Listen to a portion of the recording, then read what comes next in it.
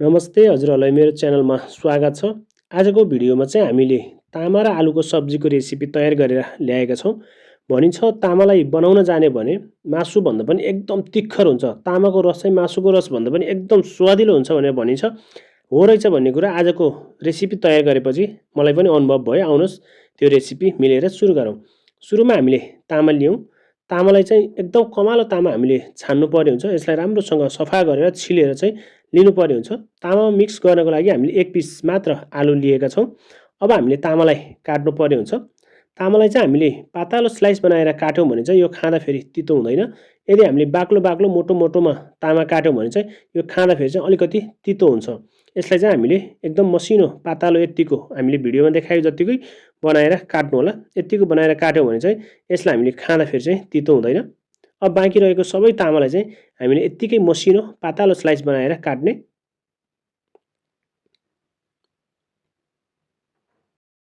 अब सबै तामालाई काटिसकेपछि चाहिँ एउटा प्लेटमा उठाएर लिने।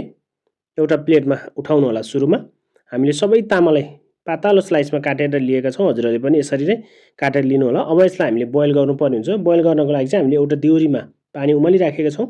अब यसमा 1/3 टेबल स्पुन बेसार र 1/3 टेबल स्पुन हामीले सल्ट राख्छौँ। यो दुवै राखिसकेपछि अब यसमा हामीले अघि काटेको तामा राख्ने। तामालाई चाहिँ हामीले नुन र बेसारमा यसरी बोइल गऱ्यौँ भने चाहिँ यसमा रहेको तितो, जुन तितो स्वाद हुन्छ त्यो चाहिँ नाश भएर जान्छ, हराएर जान्छ। अब यसलाई हामीले करिब 4 देखि 5 मिनट चाहिँ मजाले उमाल्नु पर्ने हुन्छ। यसलाई अब 4 देखि 5 मिनट उमाल्न छाडिदिनुहोस्। यो उम्लिँदै गर्छ, हामी अरू सामग्री तयारी गरौँ। हामीले प्याज लिएका छौँ। 4-5 वटा मसिनो साइजको प्याज लिएका छौँ। हजुरहरूले 2 वटा जति मिडियम साइजको प्याज पनि लिन सक्नुहुन्छ। प्याजलाई चाहिँ हामीले स्लाइस काटेर लिएका छौँ। हजुरहरूले पनि यसलाई स्लाइस काटेर लिन सक्नुहुन्छ अथवा चप गरेर पनि लिन सक्नुहुन्छ। प्याजलाई काटिसकेपछि एउटा बर्तनमा उठाइदिने।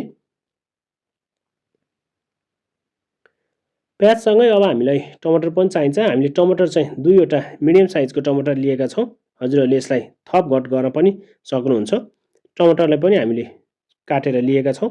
यसलाई पनि हामीले स्लाइस काटेर लिएका छौँ। यसलाई साह्रै मसिनो बनाएर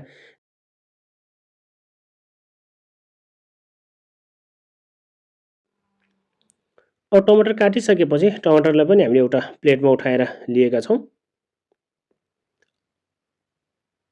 अब चाहिँ हामीले आलुलाई काट्ने। आलुलाई चाहिँ हामीले मसिनो डाइसमा काटेर लिएका छौँ। हजुरहरूले पनि यसलाई मसिनो डाइसमा काटेर लिन सक्नुहुन्छ। यसलाई लामो लामो बनाएर नकाट्नु होला। यसलाई चाहिँ हामीले मसिनो डाइसमै काटेर लिन सक्छौँ। हजुरहरूले पनि यसरी काटेर लिनु होला।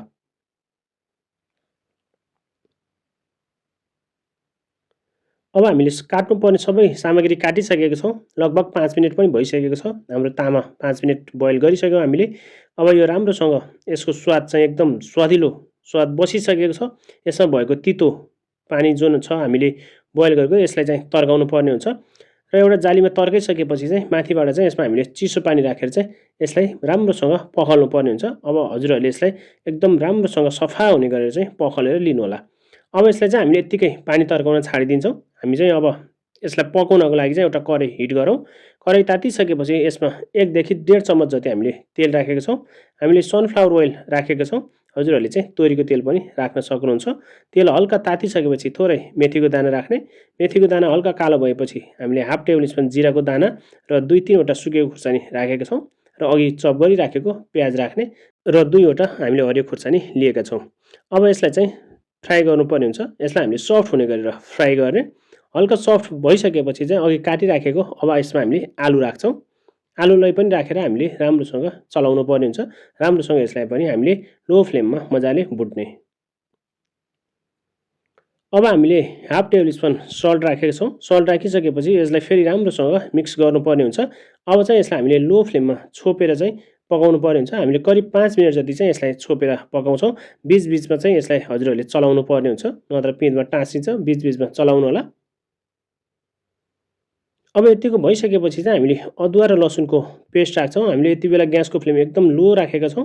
अदुवा र लसुनको पेस्ट राखिसकेपछि करिब हामीले 2 मिनट जति चाहिँ यसलाई राम्रोसँग भुट्नुपर्ने हुन्छ, नत्र अदुवा र लसुनको फ्लेभर काँचो फ्लेभर आउँछ।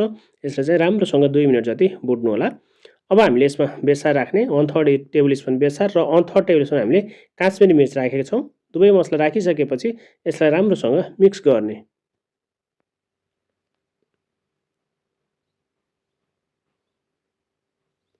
अब चाहिँ अघि हामीले काटेर बोइल गरेर जुन तर्काएर राखेको तामा छ, अब तामालाई राख्ने। तामालाई चाहिँ राख्दाखेरि हामीले लो फ्लेममा चाहिँ राख्नुपर्ने हुन्छ। अब यसलाई चाहिँ हामीले राम्रोसँग मिक्स गर्नुपर्ने हुन्छ। तामालाई राम्रोसँग मिक्स गर्ने। ग्यासको फ्लेम चाहिँ हामीले लो टु मिडियम फ्लेममा चाहिँ तामालाई पकाउनु पर्ने हुन्छ। अब यतिको भइसकेपछि यसलाई हामीले लो फ्लेममा चाहिँ छोपेर करिब 5-7 मिनट पकाउनु पर्ने हुन्छ। बिचबिचमा चाहिँ हजुरहरूले चलाउन नभुल्नु होला। बिचबिचमा यसलाई हामीले चलाउनु पर्ने हुन्छ। अब यतिको भुटिसकेपछि चाहिँ अब हामीले यसमा मसला राख्नुपर्ने हुन्छ। मसलाको लागि चाहिँ हामीले धनिया पाउडर हाफ टेबल स्पुन लिएका छौँ र मिक्स मसला पाउडर चाहिँ हामीले हाफ टेबल स्पुन लिएका छौँ भने हामीले जिराको पाउडर पनि लिएका छौँ हाफ टेबल स्पुन र थोरै हामीले खुर्सानी पाउडर लिएका छौँ। हजुरहरूले पिरो कतिको खानुहुन्छ त्यही अनुसार चाहिँ खुर्सानी पाउडर एड गर्न सक्नुहुन्छ। अघि हामीले हरियो खुर्सानी र सुकेको खुर्सानी पनि राखेको भएर चाहिँ हामीले खुर्सानी पाउडर चाहिँ एकदम कम राखेका छौँ। सबै मसला राखिसकेपछि यसलाई हामीले राम्रोसँग मिक्स गर्ने र टमाटर यसमा अघि हामीले काटेर राखेको टमाटर राख्नुपर्ने हुन्छ। अब चाहिँ लो ग्यास फ्लेममा चाहिँ हामीले यसलाई राम्रोसँग मिक्स गर्नुपर्ने हुन्छ। टमाटर राखिसकेपछि चाहिँ यसलाई हामीले एकदम राम्रोसँग मिक्स गर्नुपर्ने हुन्छ। एकदम राम्रोसँग मिक्स गर्नु होला र छोपेर करिब यसलाई हामीले 5-7 मिनट चाहिँ मजाले पकाउनु पर्ने हुन्छ। अब लगभग टमाटर गलिसकेको छ, हजुरहरूले देख्न सक्नुहुन्छ। टमाटर चाहिँ हामीले राम्रोसँग गल्ने गरेर चाहिँ यसलाई भुट्नु पर्ने हुन्छ। अब यसमा हामीले थोरै पानी राख्छौँ। यसमा थोरै पानी राख्नु होला। लगभग आधी कप जति चाहिँ यसमा हजुरहरूले पानी राख्न सक्नुहुन्छ र पानी राखिसकेपछि चाहिँ यसलाई राम्रोसँग मिक्स गरेर चाहिँ हामीले यसलाई छोपेर पकाउनु पर्ने हुन्छ। करिब करिब यसलाई हामीले 5-7 मिनट छोपेर पकाउँछौँ। हजुरहरूले देख्न सक्नुहुन्छ पानी लगभग सुकिसकेको छ। यति बेलासम्म चाहिँ हाम्रो आलु र तामाको सब्जी चाहिँ मजाले पाकिसकेको छ। हजुरहरूले कतिको बनाएर खान चाहनुहुन्छ, यदि हजुरहरूले ड्राई बनाएर खान चाहनुहुन्छ भने चाहिँ हजुरहरूले चाहिँ यसलाई यत्तिकै खान सक्नुहुन्छ। आजको रेसिपी चाहिँ हाम्रो आलु र तामाको झोल सब्जी हो, त्यही भएर चाहिँ हामीले यसमा रस राखेका छौँ। रस चाहिँ आफ्नो आवश्यकता अनुसार राख्नु होला र यसलाई छोपेर चाहिँ हामीले नउम्लिन्जेलसम्म चाहिँ मजाले छोपेर पकाउनु पर्ने हुन्छ। यो मजाले उम्लिसकेको छ, हजुरहरूले देख्न सक्नुहुन्छ। आलु र तामाको सब्जी खानको लागि एकदम तयारी भइसकेको छ। अब चाहिँ यसमा हजुरहरूले बटर अथवा घिउ राखेर फ्लेभर दिन पनि सक्नुहुन्छ र यत्तिकै पनि खान सक्नुहुन्छ। अब हामीले पानी राखिसकेपछि चाहिँ यसमा थोरै नुन एड गर्नुपर्ने हुन्छ। थोरै स्वादअनुसार हजुरहरूले यसमा चाखेर नुन एड गर्नु होला। खानको लागि चाहिँ यो एकदम फाइनली तयारी भइसकेको छ। आजको भिडियो चाहिँ हजुरहरूलाई कस्तो लाग्यो? मन परेमा लाइक, सेयर र कमेन्ट गर्न नभुल्नु होला। यदि मेरो च्यानलमा हजुरहरू पहिलोचोटि हुनुहुन्छ भने च्यानललाई सब्सक्राइब गरेर हामीसँगै जोडिनु होला र सब्सक्राइब सँगै रहेको बेल आइकनलाई पनि टच गरेर हामीसँगै जोडिनु होला। आगामी दिनमा पनि नयाँ नयाँ भिडियो लिएर उपस्थित हुनेछौँ। हस्त धन्यवाद। हजुरहरूको दिन शुभ रहोस्।